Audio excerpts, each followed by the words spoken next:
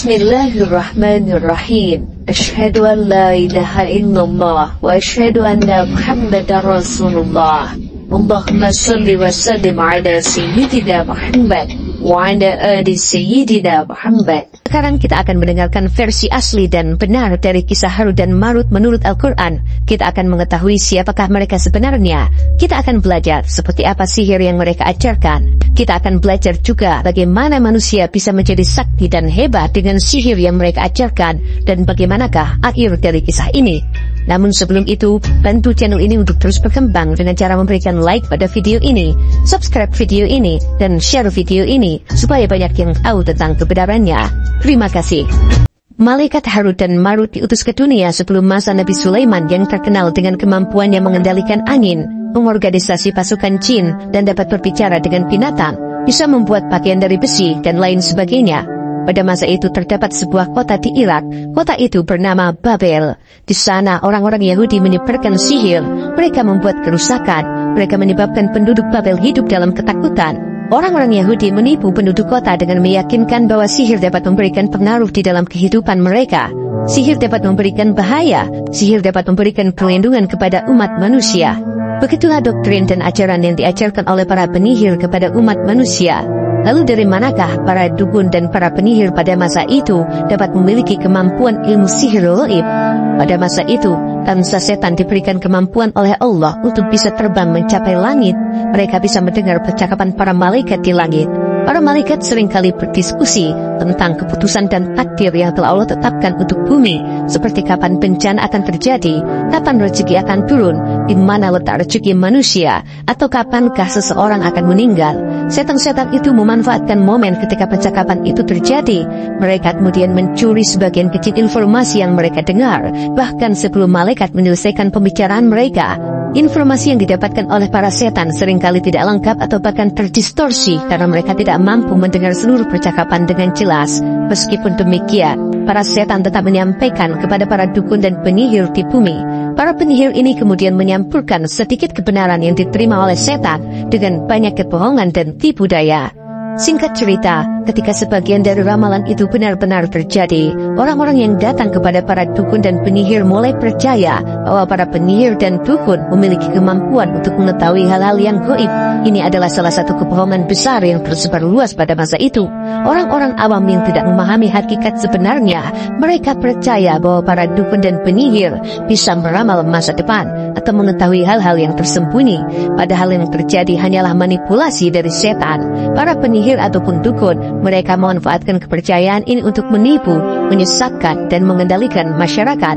Mereka memanfaatkan kebodohan masyarakat untuk meraup keuntungan berupa makanan, harta kekayaan, ataupun penghormatan sosial, dan lain sebagainya.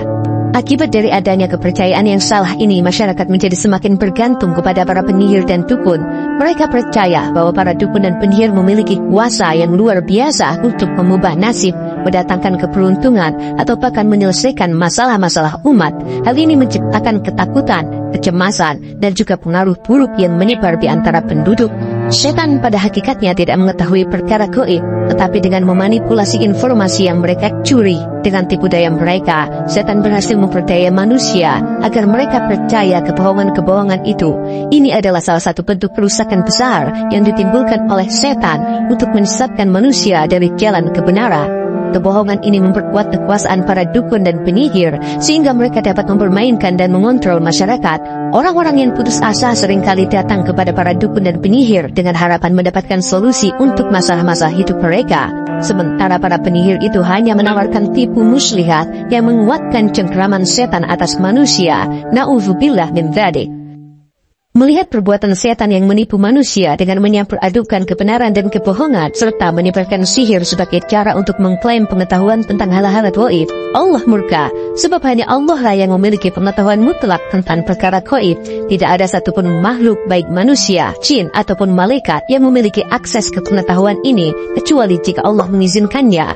Mengklaim mengetahui hal-hal yang bersembunyi di masa depan, ataupun mengklaim mengetahui nasib yang belum terjadi adalah bentuk kedustaan besar. samar, dan juga penghinaan terhadap keesaan dan kekuasaan Allah. Mempercayai hal-hal semacam itu bukan hanya salah secara teologis, tetapi juga merusak tatanan sosial, karena hal itu menyebabkan manusia menyandarkan harapannya kepada para dukun dan penyihir, juga menyandarkan harapan hidupnya kepada setan yang menjauhkan mereka dari kebenaran.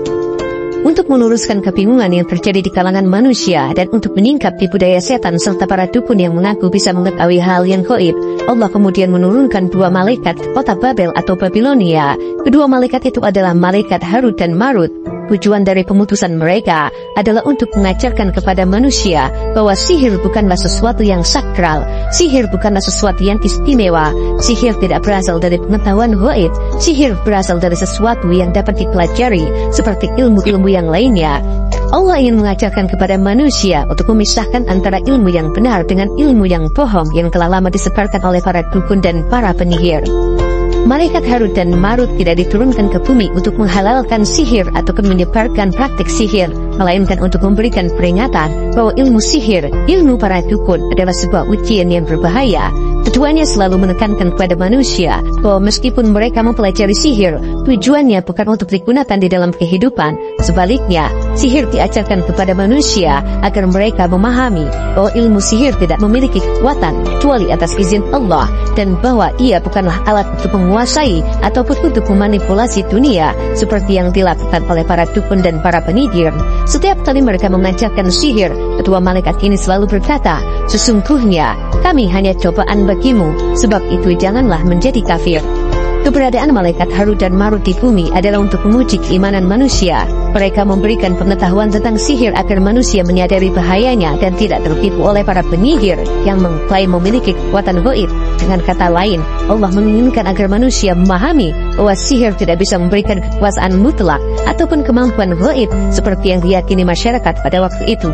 Sihir hanyalah manipulasi yang bisa dipelajari oleh siapapun dan tidak ada hubungannya dengan kekuatan yang diberikan Allah kepada para nabi ataupun kepada orang-orang soleh. Bahkan mempercayai kekuatan sihir di luar kehendak Allah adalah sebuah bentuk kesyirikan. Sayangnya, meskipun malaikat Harut dan Marut selalu memberikan peringatan keras kepada manusia, justru banyak di antara manusia yang memilih untuk menyalahgunakan ilmu sihir itu.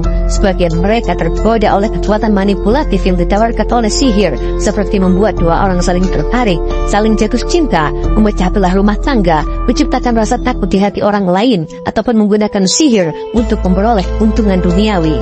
Peringatan yang dibawa Harut dan Marut sering diabaikan, dan banyak yang malah mempraktikkan sihir untuk mencapai tujuan mereka. Mereka jatuh ke dalam perangkat setan yang pada akhirnya menjauhkan mereka dari jalan kebenaran. Setelah menyelesaikan tugas mereka di Babel, malaikat Harut dan Marut kembali ke tempat asal mereka sebagai malaikat yang selalu taat kepada Allah. Meskipun banyak manusia yang menyalahgunakan ilmu yang diajarkan oleh Harut dan Marut, kedua malaikat ini tidak bertanggung jawab atas pilihan manusia. Mereka telah melaksanakan tugas mereka dengan memberikan peringatan yang jelas dan keras, dan mereka telah menyampaikan bahwa ilmu sihir hanyalah ujian bagi manusia.